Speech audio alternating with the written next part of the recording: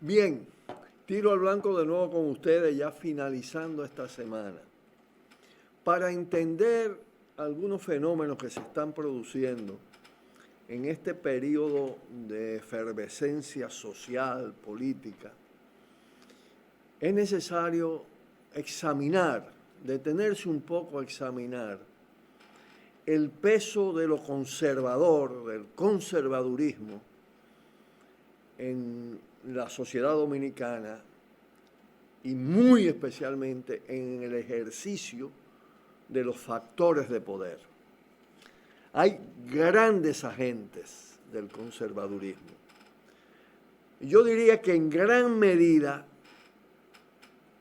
el Estado dominicano, el gobierno dominicano, no importa quién lo esté gestionando en las últimas décadas, el sistema, las fuerzas que dominan el sistema de partido, especialmente los grandes polos electorales, la confección, diseño del sistema electoral,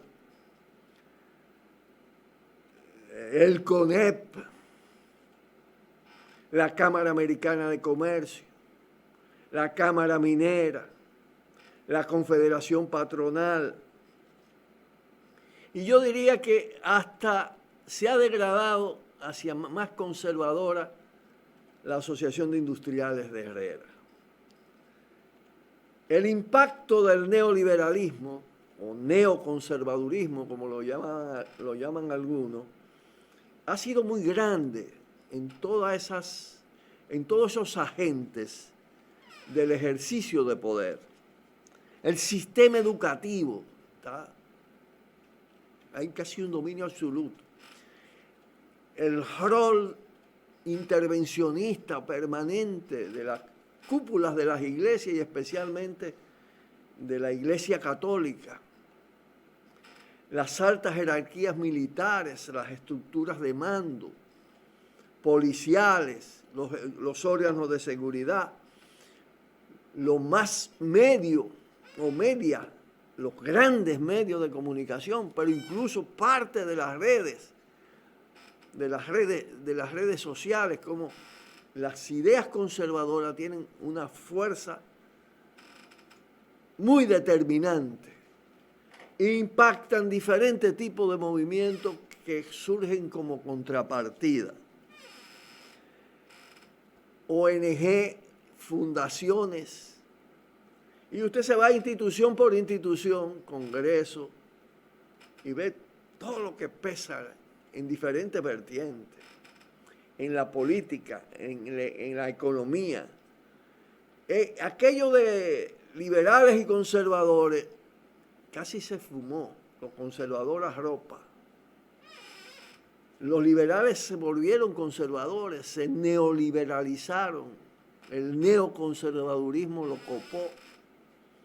Incluso parte de las izquierdas pueden tener facetas, momentos, pero en cosas esenciales, cuando se trata de abordar el sistema y el sistema de dominación y sus engranajes, ahí pesa el conservadurismo. Sin embargo, la crisis previa degradación, el impacto de todo esto en la sociedad dominicana por más de 50 años, ha generado también contrapartidas que se zafan de lo conservador en determinadas vertientes. La indignación, el descontento expresado. Y ahora, sin detenerme en toda la historia del tema, me voy a referir a los movimientos sociales ambientalistas, feministas, el movimiento ambientalista, el movimiento verde. En eso hay bastante de contrapartida al partidismo tradicional, a determinadas vertientes del conservadurismo, pero tampoco han quedado inmunes a la manera como se infiltra, cómo penetra, cómo influye el conservadurismo. Y pasa también con el actual movimiento de rebeldía, de indignación juvenil.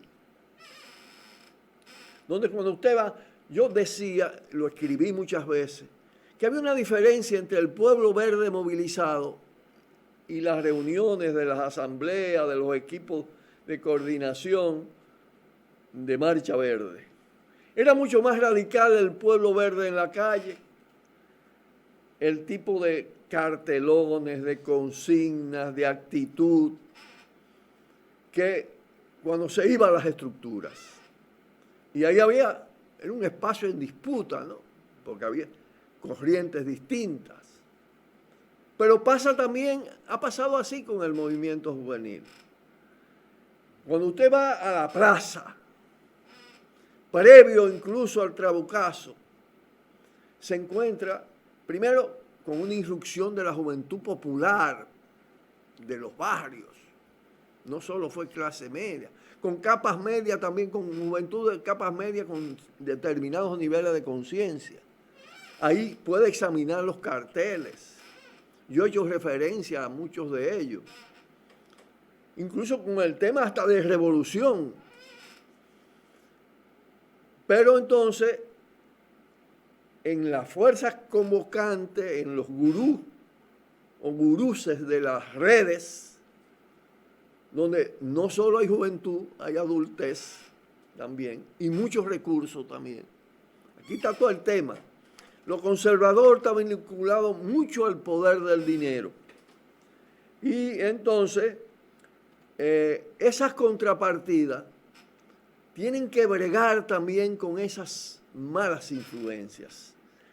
Y me voy a detener aquí, pero prometiéndole que vamos a examinar con más detenimiento lo que ha acontecido más recientemente en esa irrupción maravillosa, importante, trascendente de los jóvenes y las jóvenes indignadas. Pausamos y volvemos. Cuidado, cuidado, tiro al blanco. Vale decir, como que algo raro, determinadas variaciones, modificaciones, se están produciendo, se han producido y se siguen produciendo en la juventud indignada, en ese movimiento de los jóvenes, las jóvenes vestidas de negro. Cuando esto se despliega, se inicia y se despliega en la plaza, previo al Trabucazo, no aparecían cabezas, no aparecía conducción individual o de grupo. Todo esto tenía mucho, en la convocatoria mucho de espontaneidad. También conciencia política acumulada, que se revelaba en las demandas, en la actitud, en los carteles, en las consignas, en las conversaciones. Aparecían con mucha fuerza la consigna en todo el país, cuando se extendió por todo el país, destitución de la Junta Central Electoral y de su suplente. Porque la gente captó que estábamos frente a una junta tramposa, vulnerable a todo tipo de fraude, pusilánime frente al poder, y ese era un blanco de ataque del movimiento. Pero lo era también la exigencia de investigación independiente del golpe de Estado electoral electrónico del 16 de febrero. Y comenzó la consigna a decir, si quieren elecciones, cuando apareció lo del 15, si quieren elecciones el 15, no tienen que decir qué pasó el 16 de febrero. Y tiene que haber sanción, consecuencia. Una demanda, incluso esa hasta llegó a desplazar porque comenzaron a darle la otra, a ponerla más marginal. Hubo una operación sobre ese movimiento, de muchos centros de poder. que gravitan también sobre el tema de las redes y los promotores de redes. Y de hecho, esas dos demandas han sido relegadas y se ha pasado a darle preeminencia a lo de vigilar el proceso, lo de observar, lo de incluso hasta darle cancha a la OEA. Y eso el día del Trabucazo, que fue una manifestación espectacular, pero que tuvo los dos fenómenos. El fenómeno de base, con profundidad, con radicalidad, desde lo espontáneo, pero también con esos elementos de conciencia política. Y el peso de los convocantes y de lo que armaron aquel aparataje de la tribuna, ahí se gastó un dinero. A ver, sale un manifiesto que no se sometió a nadie. Es decir, lo otro que era participación, colectividad, fue suplantado por centros y figuras que le dieron un tono al problema, que manipularon el proceso.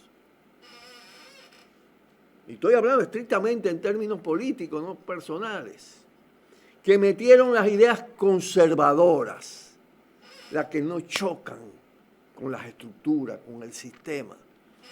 Porque si la corrupción y la impunidad son un sistema, son estructurales, hay que plantearse el reemplazo de esto. No es aquí, quitar a esto, ponerle vigilancia al otro. El tema es mucho más grueso, de mucho más profundidad. Todavía aparecen, pero ya no, más marginales. Esa, por ejemplo, la de si quieren elecciones el 15, que digan lo que pasó el 16. Pero ya la OEA está diciendo, y el gobierno y todo, y lo están aceptando, que van a dar el informe después del 15. Es una manipulación ya de los centros de poder. Pero la penetración, la influencia hacia adentro del movimiento lo está llevando a que se impongan decisiones antidemocráticas de minorías que tienen poder convocante por todo el tema de las redes y de los espacios construidos en ese terreno. Y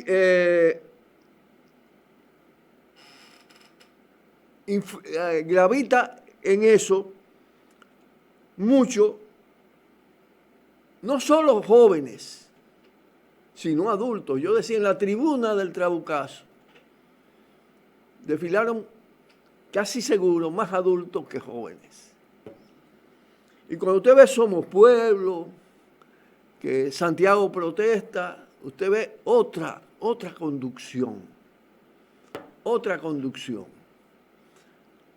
Saben llevar el mensaje a jóvenes, saben convocar, pero van gravitando. No conozco bien Creo en Ti, RD, pero tuvo un rol Antinotti.